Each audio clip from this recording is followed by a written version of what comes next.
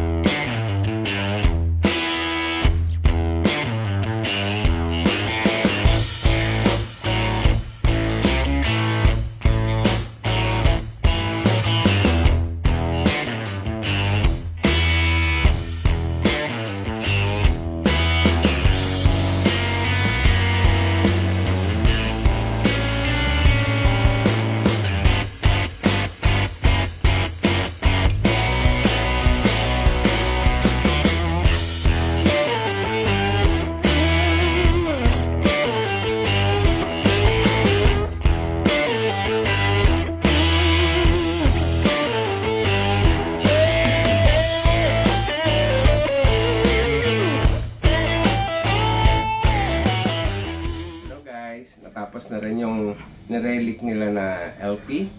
So, eto na siya ngayon and eto siya dati. Napansin nyo, di ba? Daming hiwa nung parang naglaslas yung top. Ngayon, ayan na siya. And itong color na to na-request ng client natin. Mas maganda siya. Even dito sa headstock, wala na yung parang mga ginawang parang ala Murphy Lab. So, parang bago na siya ulit, oh. And, nilevel natin yung frets.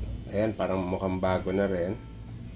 Siyempre, nung nilevel natin yung fret, iningatan natin na walang madamage dun sa mga nibs. Ayan, sa gilid, yung kanto. So, parang all-orig siya. Pero, mas maganda yung feel ngayon. Kasi na-dress natin na mabuti. Pati electronics and chinek na rin natin. O, diba? Pati yung body, oh. Pogi na. Full buff.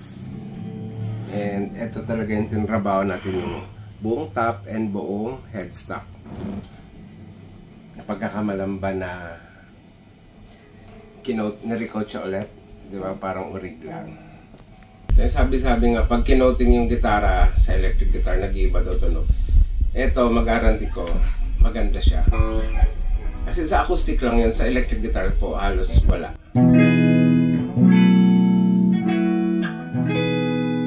Yun pa rin.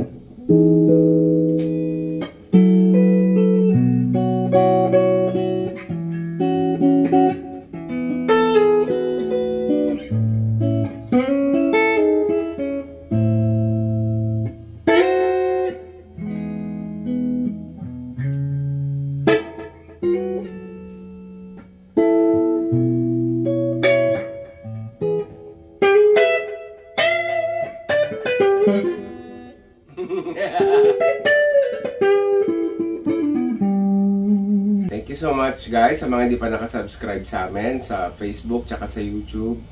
Please do. Final test natin.